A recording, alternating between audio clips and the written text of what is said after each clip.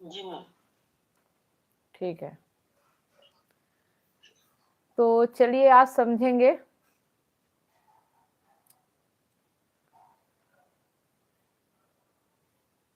गीता का श्लोक अध्याय 6 श्लोक 16। ठीक है, क्या आपने कभी सोचा है कि ध्यान क्यों नहीं लगता? बैठते ही मन क्यों भाग जाता है? जब भी हम ध्यान के लिए बैठते हैं तो मन हमारा क्यों भटकने लगता है? भगवान कृष्ण एक बहुत सरल रहस्य बताते हैं। आध्यात्मिकता मन को अशांत करती है। अत्यधिकता, आध्यात्मिकता नहीं, उस अत्यधिकता, किसी भी चीज की अत्यधिकता मन को अशांत करती है। तो आज हम समझेंगे अध्याय 6 श्लोक 16 में एक ऐसा श्लोक जो ध्यान की जड़ बताता है, संतुलन। ध्यान की जड़ है संतुलन और अधिकता अशांति का। ठीक है, तो इस चीज को आज समझेंगे। नात्यसंतस्तु योगस्ति न चैकांत मनस्रत न चाति स्वप्नशीलस्य जाग्रतो नैवचार्जुन। इसका जो अर्थ है, हे अर्जुन, जो बहुत खाता है या बिल्कुल नहीं खाता, जो बहुत सोता है या बिल्कुल नहीं सोता, ऐसा व्यक्ति योग प्राप्त नहीं कर सकता। मतलब अगर आपके जीवन में किसी चीज की बहुत अधिकता है तो भी योग नहीं हो सकता, और बहुत कम है, अल्प है, तो भी नहीं योग हो सकता। मतलब ना अधिक में ना कम में, योग दोनों में नहीं है। योग कहाँ है? योग संतुलन में है। बात को समझिएगा, योग संतुलन में है। और देखिए आपके जीवन में कौन सी चीज है जो संतुलित है।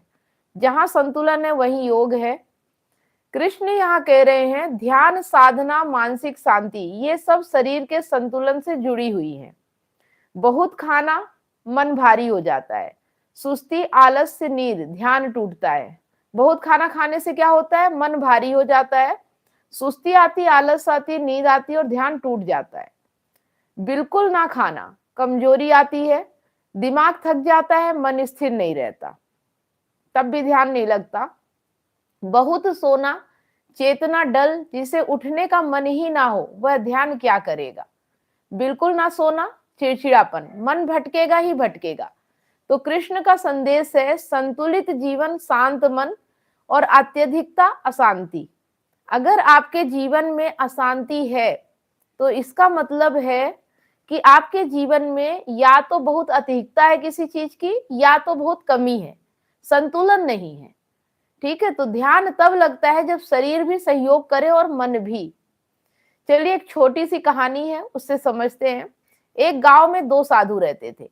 पहला साधु पूरे दिन उपवास करता, भूख से कमजोर होने पर बोलता, मेरा मन ध्यान में नहीं लगता। क्यों नहीं लगता?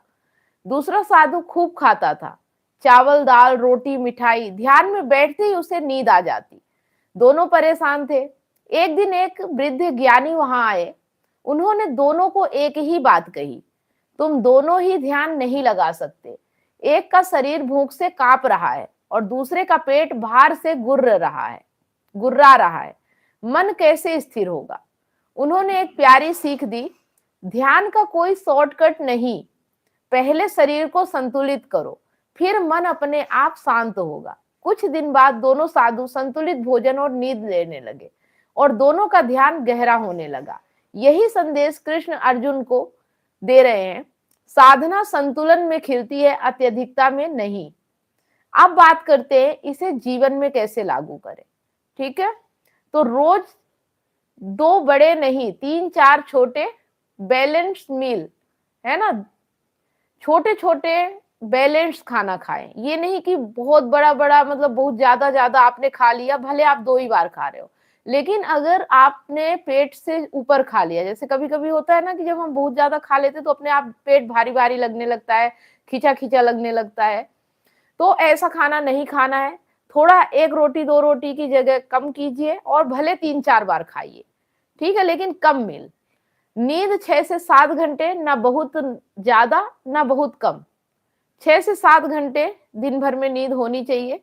रात का खाना हल्का, ध्यान सुबह या शाम खाली पेट, मोबाइल स्क्रीन कम और 10-15 मिनट का डेली मेडिटेशन। ठीक है, अगर ये आप 6 बातें फॉलो करेंगे, मन का स्थिर होना खुद ब खुद महसूस होगा। ठीक है, अब चलिए 30 सेकंड का छोटा सा ध्यान अभ्यास करते हैं। संदीप जी आप सुन पा रहे हैं? गणेश जी ध्यान कर सकते हैं? अभी ध्यान कर सकते हैं? तो फिर वीडियो ऑन कीजिए, मैं भी देखूं ना, तभी तो पता चलेगा। अभी वीडियो बंद है तो कैसे समझ में आएगा आप क्या कर रहे हो वीडियो के पीछे, है ना। चलिए, तो 30 सेकंड का है, बहुत छोटा। पीठ सीधी, सबने अपना अपना वीडियो बंद कर लिया, संदीप ने भी बंद कर लिया। गणेश जी आप क्या कर रहे हो?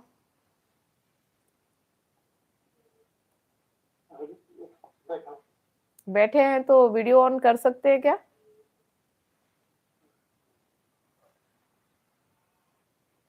ठीक है, ठीक है, कोई बात नहीं। और संदीप जी आप? चलिए, सुनील जी बहुत लेट आए आप। अभी हम ध्यान करा रहे हैं 30 सेकंड का, है ना। तो गीता का श्लोक तो खत्म हो गया, लेकिन ध्यान अभी चल रहा है। अभी 30 सेकंड का ध्यान करना है आपको, आते ही पहले ध्यान कीजिए, है ना। चलिए, तो पीठ सीधी, आंखें हल्की बंद, नाक से धीमी सांस अंदर, फिर धीरे से बाहर। सिर्फ सांस को महसूस कीजिए, न ज्यादा न कम। यही संतुलन है, यही ध्यान है। मतलब सांस को न ज्यादा न कम, जितना है उतना महसूस कीजिए, जैसे आ रही और जैसे जा रही। न उसको ज्यादा करने की कोशिश कीजिए और न कम करने की, जैसी भी चल रही है बस उसे महसूस कीजिए। ठीक है, और जैसी है वैसी महसूस कीजिए। यही सादगी है, यही ध्यान है, यही गीता का सार है कि बैलेंस, संतुलन होना चाहिए, न कम न ज्यादा।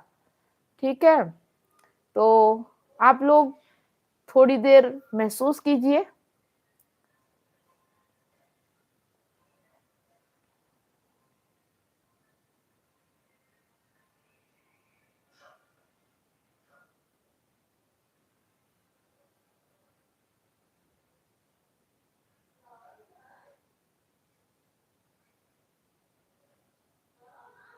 चलिए, ठीक है, अपनी स्थिति में आ जाइए।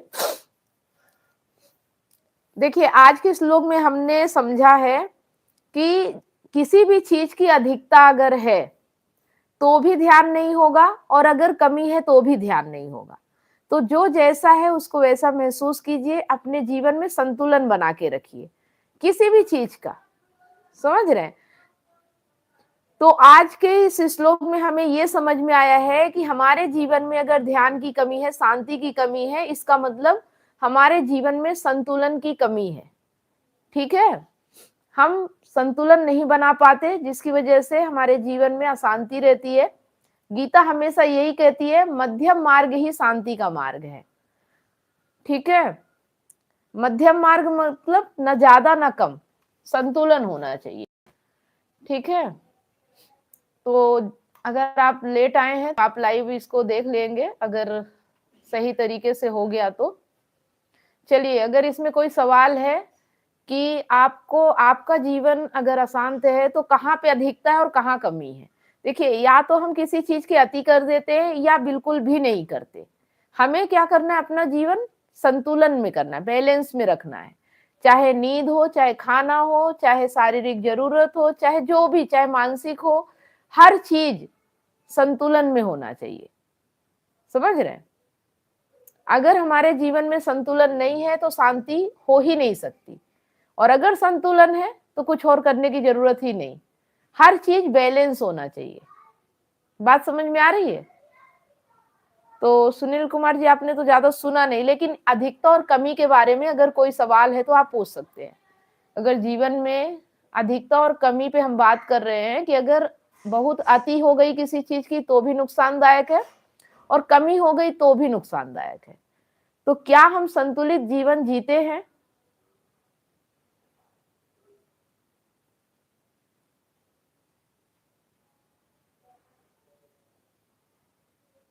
संतुलन जीने के पैमाने को किया नहीं, कोशिश नहीं किया कि हम संतुलन जी रहे हैं। अधिकता या कमी को कहीं महसूस नहीं करते हैं। जैसा है जिस परिवेश में हम लोग पले बड़े हैं तो ज्यादातर ये ध्यान दिया जाता है कि पैसे ज्यादा कमाना है, पैसे के पीछे का सोच रहता है।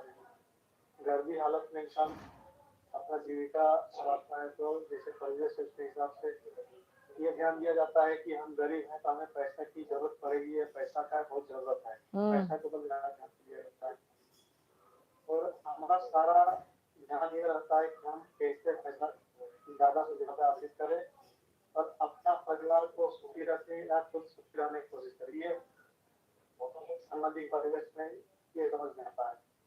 देखते हैं जिसके पास ज्यादा पैसा है वो अच्छा है, उनके यहाँ सुख मिलती है, ये लगता है कहीं से। क्योंकि जैसे जैसे हम पढ़ाई करते गए, आगे बढ़ते गए तो धीरे धीरे कुछ न कुछ चीज का, जैसे अभी हम यहाँ तक पहुंचे हैं तो किसी न किसी की कमी है। तो समझ में आ रहा है कि क्या चीज कमी है, क्या मतलब ज्यादा है। चलिए, अगर बात करें अधिकता और कमी की तो हम बात करते हैं रिश्तों से। हम सभी रिश्तों से ही जुड़े हुए इस जगह पे आए हैं, रिश्ते की ही प्रॉब्लम से परेशान है, क्योंकि बाकी चीजें तो हम मैनेज कर भी लेते हैं, लेकिन हमें रिश्तों को मैनेज करना या रिश्तों में बैलेंस बनाना या संतुलन बनाना नहीं आया कहीं ना कहीं, इस वजह से हम यहाँ परेशान हैं।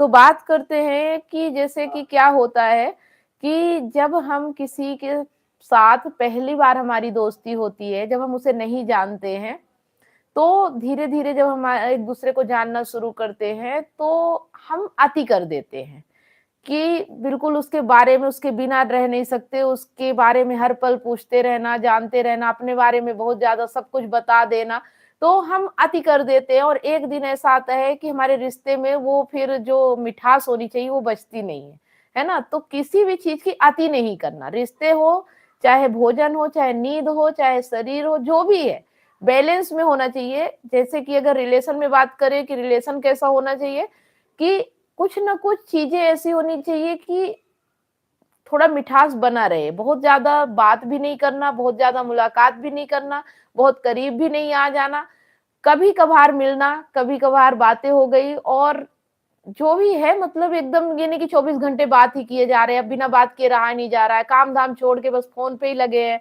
तो कितने दिन आप बात कर पाओगे, समझ रहे। तो जब तक चीजें बैलेंस में नहीं होंगी तो वो ज्यादा दिन नहीं चलती हैं और उसमें मजा भी नहीं रहता। तो जब तक हमारे बारे में कोई पूरी तरह नहीं जानता तो उसका अट्रैक्शन बना रहता है। जैसे ही वो हमारे बारे में सब कुछ जान लेता है उसका अट्रैक्शन खत्म हो जाता है, वो फिर नए व्यक्ति की तलाश में जाता है, क्योंकि नयापन सबको अच्छा लगता है, हर चीज नई नई जानना। तो फिर हम क्या करें कि अगर हमारा रिश्ता ऐसा है कि काफी दिनों से, तो उसमें कुछ नयापन लाए। और नयापन लाने के लिए क्या है कि कुछ चीजें ऐसी कि सामने वाले को भी दिलचस्पी हो कि अभी कुछ बाकी है। पूरी तरह से किसी के सामने खुल के ओपनली सब कुछ बता देना ये भी सही नहीं होता है ना। उसको एक वो बना रहना चाहिए, क्यूरियोसिटी बनी रहनी चाहिए कि कुछ और है अभी जानने के लिए, है ना। अपने आप को ऐसा बनाओ कि लोग आपके बारे में जानते जानते थक जाए लेकिन जान ना पाए। कहीं ना कहीं कुछ ऐसी चीज बची रहे कि अभी बहुत कुछ है बाकी इस व्यक्ति के बारे में जाना, अभी तुम इसे समझ ही नहीं पाए, अभी तुम इसे जान ही नहीं पाए, है ना। जब आपको पूरी तरह से कोई जान लेता है, समझ लेता है, देखो जब तक हमारे बीच प्यार का रिश्ता रहता है, दोस्ती का रिश्ता रहता है, तब तक एक क्यूरियोसिटी रहती है कि कुछ और है जानने के लिए। जैसे ही हम एक छत के नीचे आते हैं, एक साथ 24 घंटे रहने लगते हैं, वैसे ही हमारा सब कुछ, कमजोरी भी और ताकत भी, हर चीज हमारे पार्टनर को पता चल जाती, फिर वो हमारी वैल्यू करना बंद कर देता है। तो इसीलिए बोलते हैं कि एक दोस्त की तरह रहो, एक प्रेमी प्रेमिका की तरह रहो, पति पत्नी की तरह नहीं। क्योंकि पति पत्नी में फिर एक दूसरे पे अधिकार जताना, सब कुछ बताओ तुम, मतलब एक दूसरे में दिन भर चिपके रहना, और फिर एक महीने, 2 महीने, 1 साल बाद फिर अट्रैक्शन खत्म, तो दूसरी जगह तलाश शुरू हो जाती है, क्योंकि फिर नयापन चाहिए ना। तो अपने ही रिश्ते में नयापन बनाने के लिए ऐसे रहो जैसे किसी दोस्त के साथ रहते हो, किसी प्रेमिका के साथ रहते हो, अपने ही घर पे रहो, लेकिन ऐसे रहो जैसे कि कुछ, मतलब आप समझ पा रहे होंगे मेरी बातों को, कि कुछ चीजें ऐसी होनी चाहिए कि सामने वाले को बिना पूछे नहीं बताना है, पूछे तो बता दिया, नहीं पूछे तो छुपाना भी नहीं है और बहुत ज्यादा बताना भी नहीं है, ऐसा जीवन जीना है। आ रही बात समझ में? क्योंकि नए रिश्ते क्यों बनाए जाते हैं? देखो, आपने देखा होगा कि जब भी शुरू-शुरू में हम किसी से मिलते हैं, उसके बारे में जानने की बड़ी जिज्ञासा होती है, बड़ी बेचैनी होती है कि क्या है, कैसा है, उसका रहन-सहन कैसा है, उसका नाम क्या है, उसके फैमिली में कौन-कौन है, कितनी हम बातें करते हैं, है ना? लेकिन जैसे ही हमारी शादी होती है, हमारी बातें ही खत्म हो जाती हैं, क्योंकि अब कुछ बचा ही नहीं जानने के लिए। तो रिश्ता ऐसा होना चाहिए, थोड़ी दूरी भी, मतलब इतना भी नजदीक नहीं आ जाना कि अब बिल्कुल दूरी ही ना रहे। समझ रहे? थोड़ी दूरी भी रहे, थोड़ी नजदीकी भी रहे, तो रिश्ता बढ़िया रहता है। और यही कारण होता है कि ज्यादातर एक्स्ट्रा मैरिटल अफेयर होते हैं, क्योंकि हम एक दूसरे से बोर हो जाते हैं, एक दूसरे से कोई दिलचस्पी नहीं रह जाती, तो दूसरा जब कोई नया व्यक्ति हमारे जीवन में आता है तो उसके प्रति फिर अट्रैक्शन होता है। अपने घर में रहते रहते अट्रैक्शन खत्म हो जाता है। तो अपने आप को हमेशा अट्रैक्टिव बना के रखना। बात समझ में आ रही है? तो इन सब चीजों का बैलेंस करना, हर चीज को जब आप बैलेंस करोगे, संतुलन में रखोगे, तभी आप जीवन का आनंद ले पाओगे, नहीं तो जीवन का आनंद नहीं ले पाओगे। अभी ऐसे ही है कि अगर बात करें कि शारीरिक जरूरत जो होती है, तो कोई ब्रह्मचारी ही बन जाता है या कोई बहुत ज्यादा भोगी ही बन जाता है। जो ब्रह्मचारी बन गया वो भी दुखी है, और जो बहुत ज्यादा भोग विलास में पड़ा है वो भी दुखी है। तो रहना कैसे है? एकदम संतुलन में, जब जरूरत पड़े, जितना जरूरत पड़े उतना, जैसे हो वैसे, ठीक है? मतलब बहुत ज्यादा अति भी नहीं करना है और बहुत एकदम से त्याग भी नहीं देना है। ऐसा जीवन होना चाहिए। आ रही बात समझ? जब भूख लगे तो खाना खाओ, नहीं लगे तो मत खाओ। ये नहीं कि खाना आज अच्छा मिला है तो ओवरडोज हो जाए, है ना? जैसे कोई व्यक्ति अच्छा मिला है तो बस 24 घंटे एक साथ घुस गया, बाहर निकलना ही नहीं। तो ऐसा जीवन नहीं होना चाहिए। संतुलन होना चाहिए, चाहे रिश्ते हो, चाहे खाना हो, चाहे कपड़े हो, चाहे घर हो, चाहे गाड़ी हो, चाहे जो भी हो, वो संतुलित होना चाहिए। समझ रहे हैं? तभी शांति होती है। अगर असंतुलन हुआ तो शांति अशांति में बदल जाती है।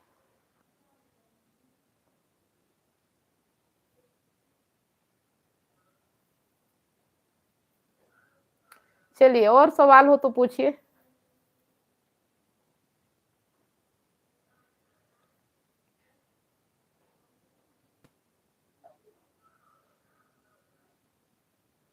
अभी तक टॉपिक बताया मैंने, तो हमारा इस्लाम से रिलेटेड अब जैसे बात है कि यहाँ पति पत्नी है,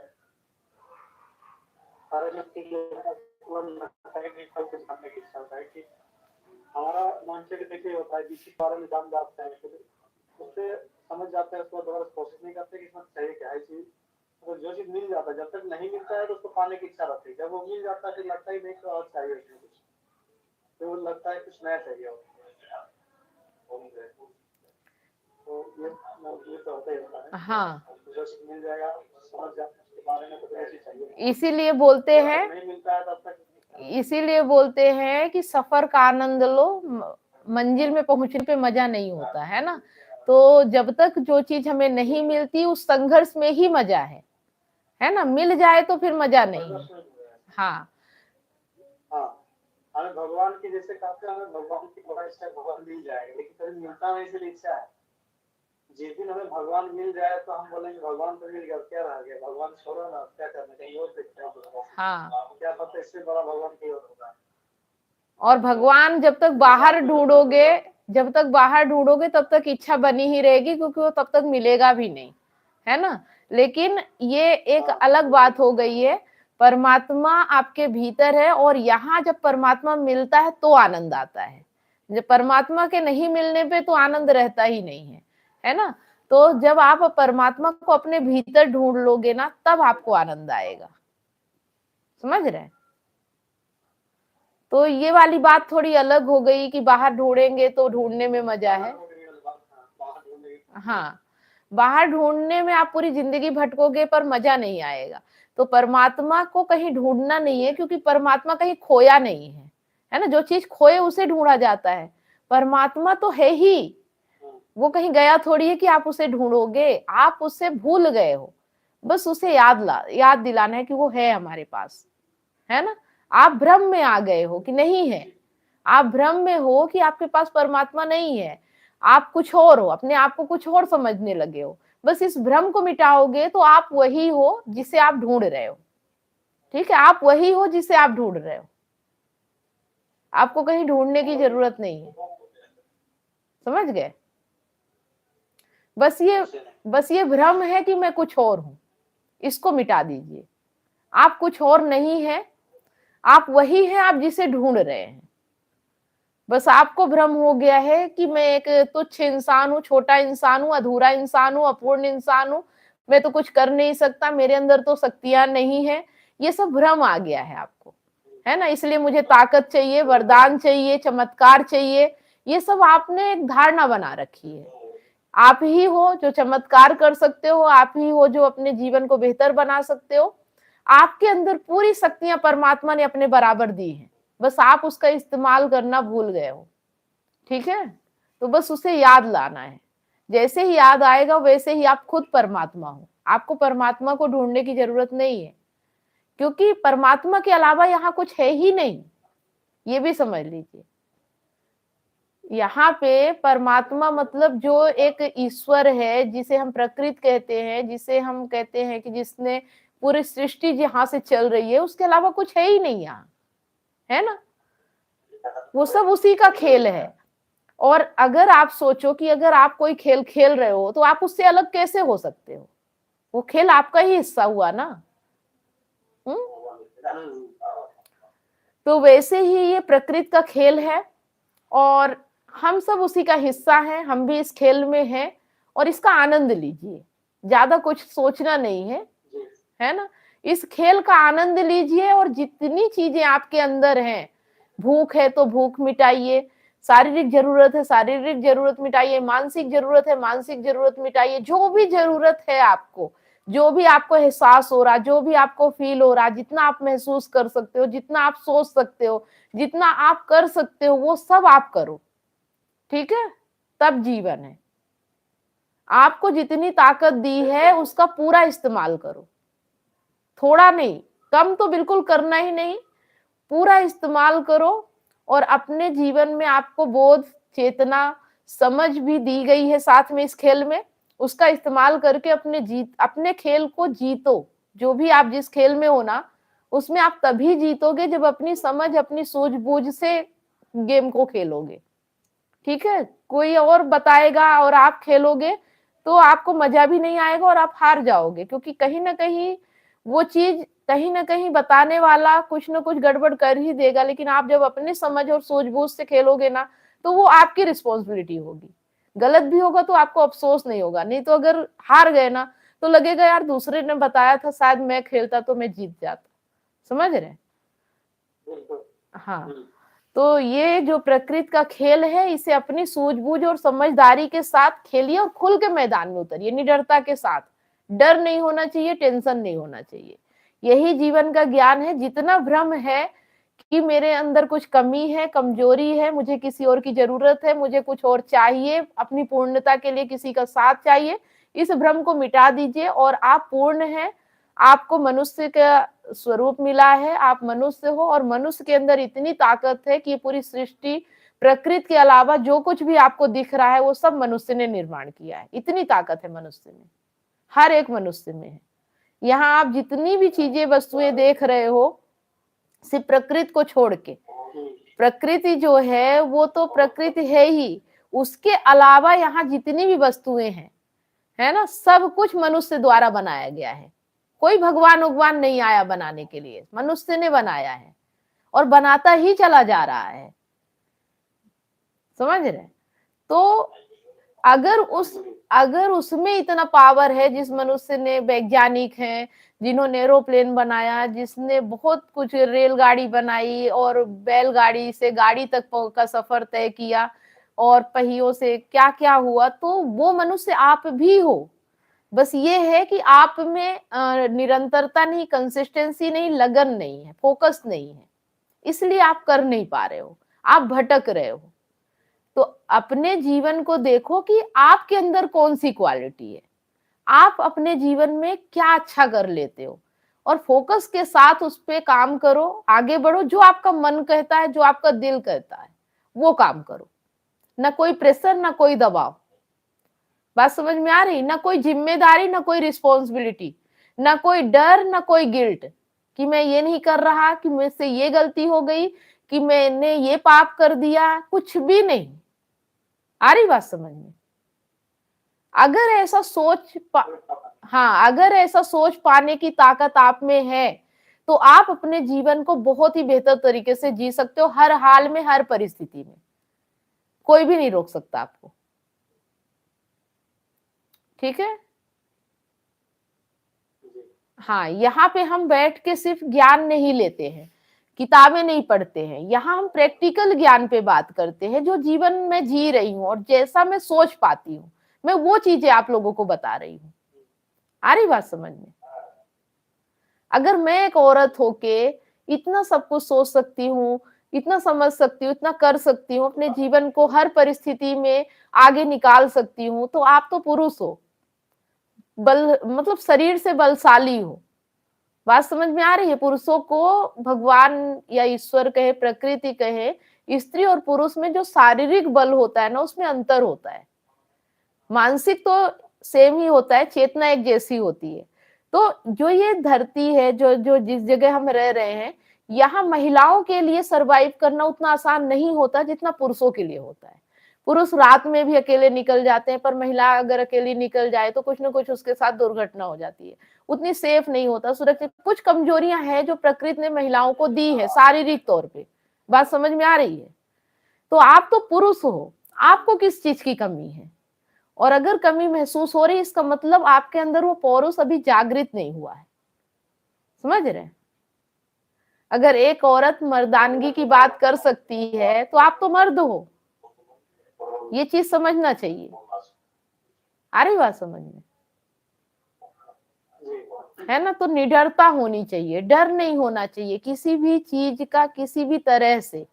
हम किस में फंसे हैं? हमें धारणाओं में फंसाया गया है, हमें मान्यताओं में फंसाया गया है। ये माँ बाप की सेवा नहीं करोगे तो पाप लगेगा, ऐसे नहीं चलोगे, पत्नी का जिम्मेदारी नहीं उठाओगे तो समाज क्या कहेगा, लोग क्या कहेगा। हमें इन सब बोझ तले दबा दिया गया है, इसलिए हम खुल के जी नहीं पाते हैं। आ रही बात समझ में?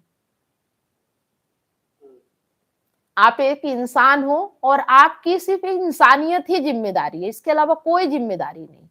आप एक अच्छे और सच्चे इंसान बन के रहो, सब कुछ अपने आप सही हो जाता है। आ रही बात समझ में? न किसी का पति बनना, न किसी का बेटा बनना, न किसी का कुछ भी नहीं बनना, बस मैं एक सच्चा और अच्छा इंसान हूं। अच्छा भी नहीं, अच्छा भी छोड़ दो, मैं एक सच्चा इंसान हूं, है ना? अच्छा, हाँ, अच्छा में सच्चा। हाँ, अच्छा नहीं, अगर मैं बुरा हूं तो मैं सच सच कहूंगा कि हाँ मैं बुरा हूं, मैं ऐसा इंसान हूं। ठीक है? अच्छा बनने का नाटक नहीं करूंगा, अगर मैं बुरा हूं तो मैं कहूंगा कि हाँ मैं बुरा हूं। ये होता है सच्चा इंसान। ठीक है? सच्चाई का मतलब समझ गए कि अगर मेरे अंदर कमियां हैं तो मैं कहूंगा कि हाँ मेरे अंदर ये कमियां हैं। मैं ये नहीं कहूंगा, जबरदस्ती दिखाने की कोशिश नहीं करूंगा कि मेरे अंदर ये कमियां नहीं है, पर्दा डालने की कोशिश नहीं करूंगा। ये होता है सच्चा इंसान, है ना? और जिसमें इतनी ताकत आ गई, वो अच्छा इंसान अपने आप हो ही जाता है, उसको बनने का नाटक नहीं करना पड़ता। आ रही बात समझ में? चलिए वसुदेव जी, आपको भी कुछ पूछना है?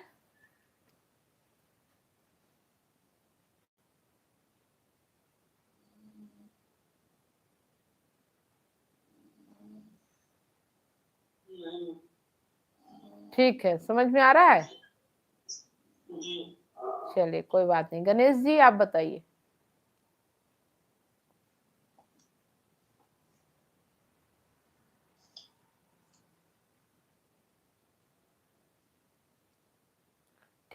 ठीक है, कोई बात नहीं।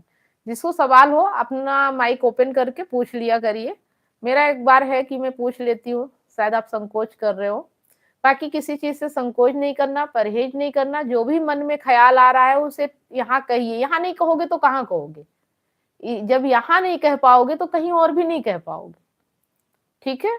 तो ये ऐसा प्लेटफॉर्म है जहां आप अपने दिल की बात, अपने मन की बात कहोगे तो मैं समझने के लिए तैयार हूँ। बाकी जगह आप बोलोगे तो कोई नहीं समझेगा आपको।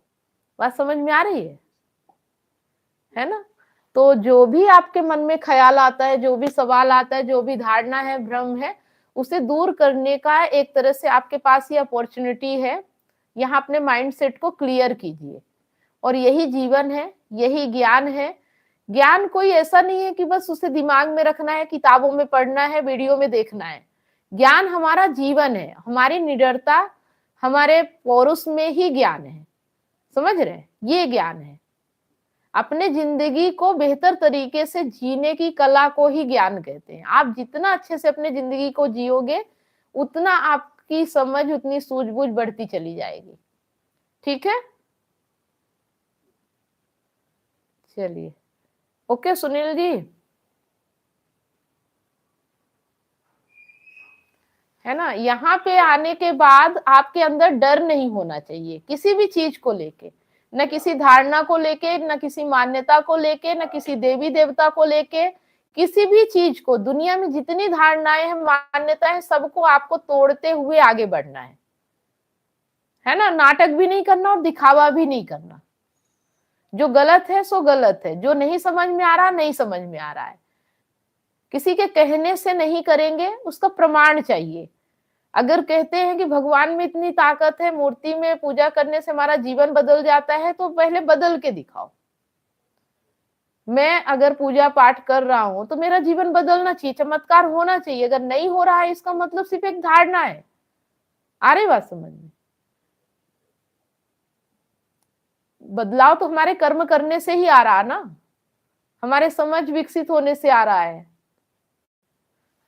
तो जो चीज हमें भीतर करनी चाहिए थी, वो चीज हमने बाहर इसलिए की ताकि हमें अपने आप को ना बदलना पड़े और एक नाटक चलता रहे, है ना? जैसे हम मूर्ति पूजा करते हैं, मूर्ति पूजा करना है, लेकिन साथ पढ़ाई करना है, पढ़ाई के साथ करना है। मूर्ति पूजा जैसे सुबह कर रहे हो, उसके बाद अपना पढ़ाई में ध्यान होना चाहिए।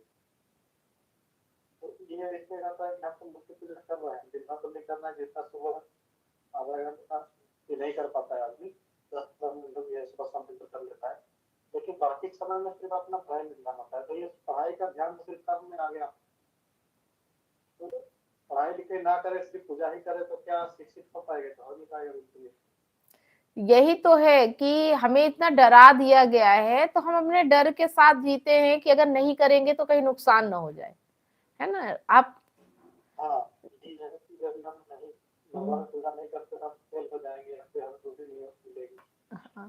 तो बस यही है कि अपने डर को थोड़ा कम करने के लिए हम ये सब करते हैं, लेकिन कोई फायदा नहीं है, क्योंकि डर तो खत्म नहीं हो रहा ना, डर तो बढ़ रहा है, घट कहाँ रहा है। अगर पूजा करना है तो डर घट जाना चाहिए ना, तो डर तो बढ़ रहा है कि अगर नहीं करे तो कोई भी है कि जैसे आप अगर परमात्मा को अपना माता पिता मानते हो, तो क्या माता पिता कभी आपका नुकसान करते हैं? तो परमात्मा कभी आपका बुरा तो कर नहीं सकता, फिर इतना डर क्यों है? हैं? ये सवाल होना चाहिए ना कि भगवान से इतना डर क्यों है? लेकिन हम डर में ही सब कुछ करते हैं, डर से करते हैं। तो बस ज्ञान का, गीता का जो ज्ञान है वो आपके अंदर के डर को खत्म करने का है। बस यही ज्ञान है गीता का, और गीता में कुछ भी नहीं है। आपके भ्रम, आपका डर, आपका जो भी मान्यता है, उन सब पे वार करती है गीता। और आप अपने आप को अर्जुन की जगह रखिए और देखिए कि अर्जुन को किन किन चीजों से गीता में निकाला गया है, कौन कौन सी मान्यताएं थी, कौन कौन सी धारणाएं थी, वही सब हमारे पास भी है। हम कुछ अलग नहीं है, ठीक है? तो जैसे जैसे गीता आगे बढ़ती जाएगी, वैसे वैसे आपकी सारी धारणाएं खत्म होती जाएंगी। आ रही बात समझ में? और खत्म हो रही है तो गीता उतर रही है। अगर वो धारणाओं को आप लेके चल रहे हो और कह रहे हो कि मैं गीता पढ़ रहा हूं, मैं गीता सीख रहा हूं, तो कोई फायदा नहीं है, ठीक है? आप में इतनी हिम्मत होनी चाहिए कि आप अपनी मान्यता और धारणाओं को तोड़ सको, बगावत कर सको, कह सको कि मैं आज तक भले मानता था लेकिन अब नहीं मानूंगा, अब नहीं चलूंगा उन रास्तों पे जो मुझे पता ही नहीं है कि ये मुझे कहाँ ले जाएंगे। उसे सीधे सीधे अंधविश्वास कहते हैं कि किसी ने किया तो हम भी करेंगे। पता नहीं है क्यों करेंगे। आपके घर में कुल देवता होंगे और बहुत सारी पूजाएं होती है, तो उनसे पूछिए कि क्या मिलेगा, क्यों कर रहे हैं, तो कहेंगे हमारे पूर्वज करते आ रहे इसलिए हम करेंगे। कुछ भी पता नहीं कि क्यों करना है, क्या है, क्यों हो रहा है, बस करते आ रहे इसलिए करना है। ठीक है, तो इन सबको समझना पड़ेगा। अब ये नहीं कह सकते कि नहीं करेंगे तो घर वाले बुरा मान जाएंगे। बुरा मान जाए तो मान जाए, लेकिन बताओ कि होगा क्या। अगर बता सकते हो तो हम करेंगे, नहीं बता सकते हो तो नहीं करेंगे। आ रही बात समझ में? अगर इनको करने से कुछ मिल रहा हो तो तुम बताओ क्या मिल रहा है, और फिर हम करके देखते हैं। अगर मिल गया तो हम मान जाएंगे कि हाँ सही है, और नहीं मिला तो इसका मतलब अंधविश्वास है। ठीक है, डरना नहीं है।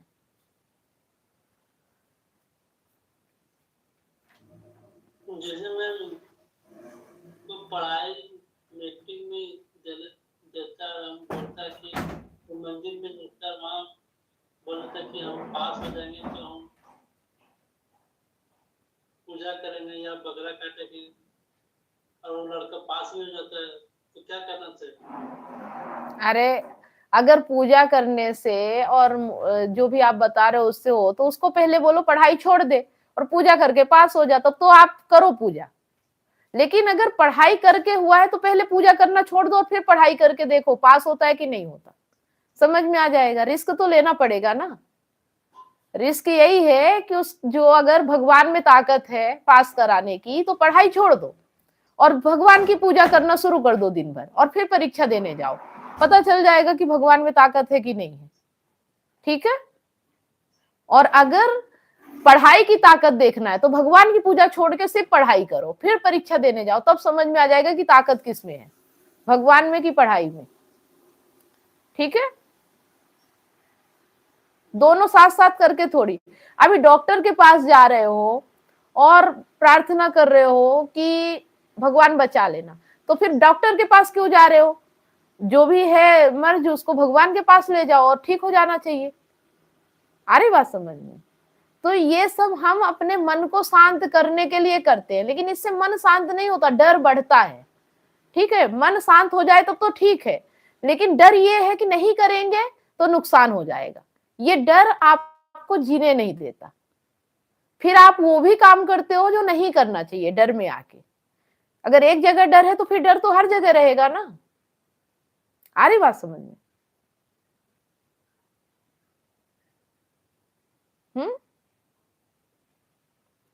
वसुदेव जी आ गया समझ में?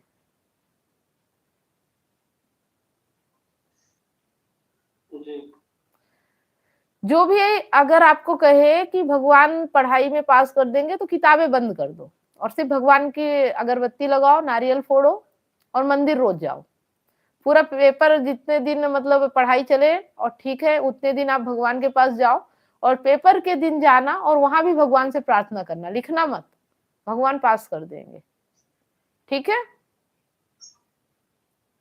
करना तो कर्म ही है, लेकिन हम जो बाहर करते हैं ना, मैं ये नहीं कहती कि मतलब आस्तिक और नास्तिक जो बोलते हैं ना, तो आस्तिकता का मतलब ये नहीं है कि तुम बाहर मूर्ति की पूजा कर रहे हो। आस्तिकता का मतलब ये है कि तुम उस परमात्मा को अपने भीतर भी महसूस करते हो, अपने हर कर्म में महसूस करते हो, अपने हर चीज में महसूस करते हो कि मैं जो भी कर रहा हूँ परमात्मा ही कर रहा है, मैं नहीं कर रहा हूँ। तो जब परमात्मा ही कर रहा है तो आपको चिंता करने की जरूरत क्या है, ये सोचो।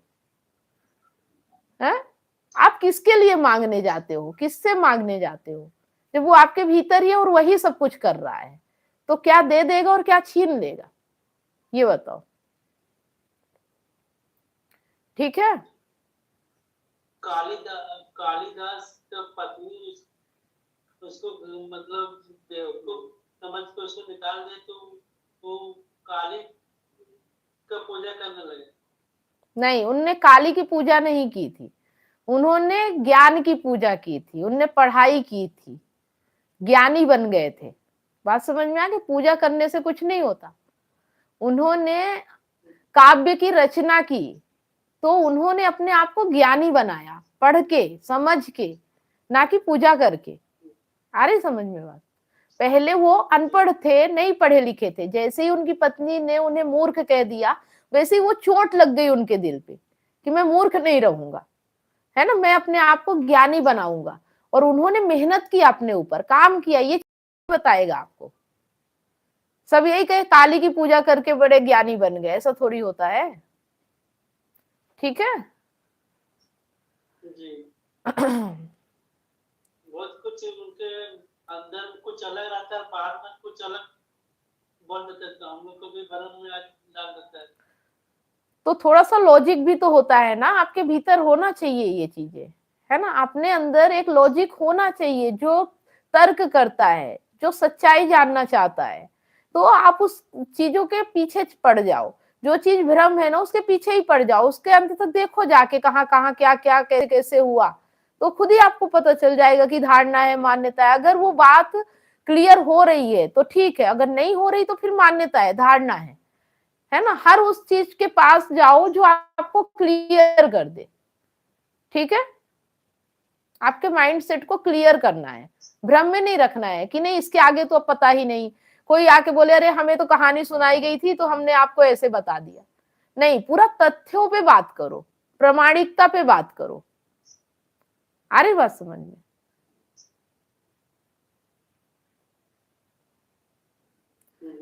कहानियां इसलिए सुनाई जाती हैं, जैसे हम भी कहानियों से बात करते हैं, समझने के लिए होती है।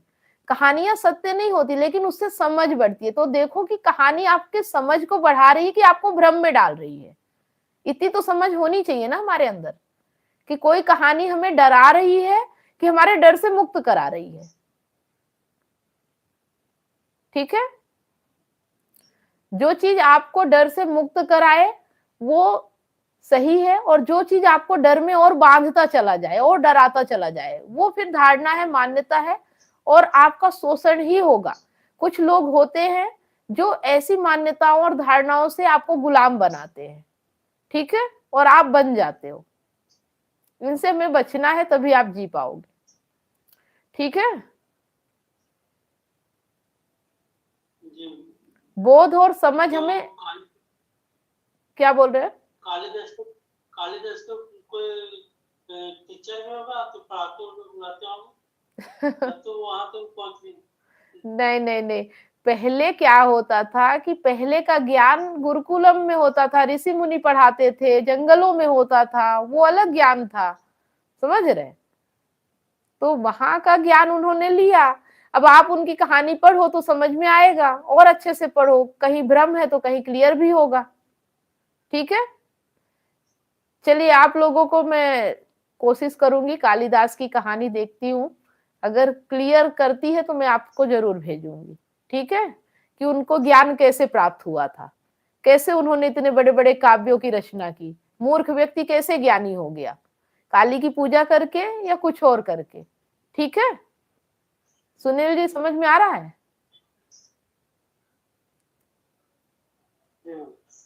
चलिए, तो मैं अब इस पे काम करूंगी आप लोगों के लिए, कि कम से कम भ्रम तो मिटना चाहिए, है ना, कि आपको लगता है कि काली की पूजा करके वो मूर्ख से ज्ञानी हो गए, पर कुछ और भी है जो हमें नहीं समझ में आता है, तो उसे हमें समझना पड़ेगा। नहीं तो आप भी बैठ जाओ, आपकी पत्नी बोल रही है। हाँ, अंगुलीमाल डाकू को बुक में जो किया था, वो भी दूसरे का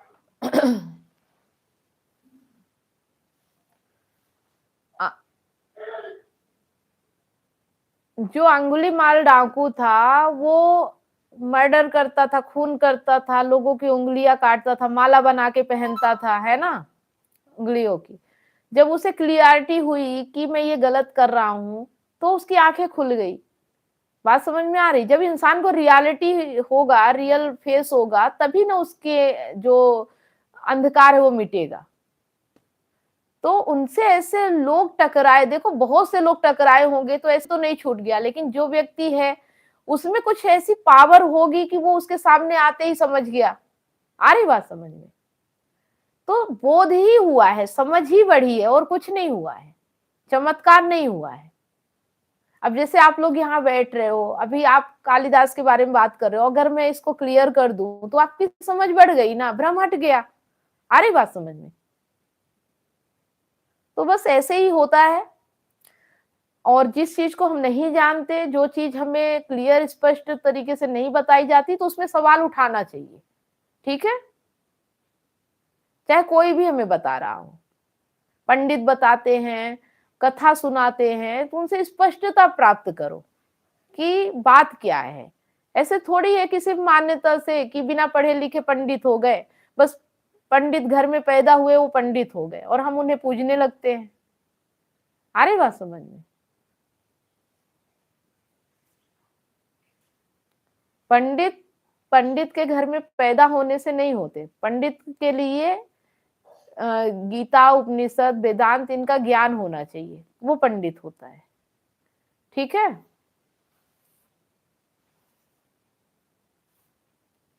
जैसे कि डॉक्टर के घर में अगर डॉक्टर का लड़का है तो वो डॉक्टर थोड़ी हो जाएगा बिना डॉक्टर की पढ़ाई किए। क्या आप उसको बोलोगे कि चलो तू डॉक्टर का बेटा है तो चल मेरा ऑपरेशन कर दे? लेकिन हम पंडित में ऐसा ही करते हैं कि पंडित का लड़का है तो हम चलते, चलो कथा सुना दो, भले कुछ नहीं आता हो, पर तू पंडित के घर में पैदा हुआ इसलिए पंडित है ना।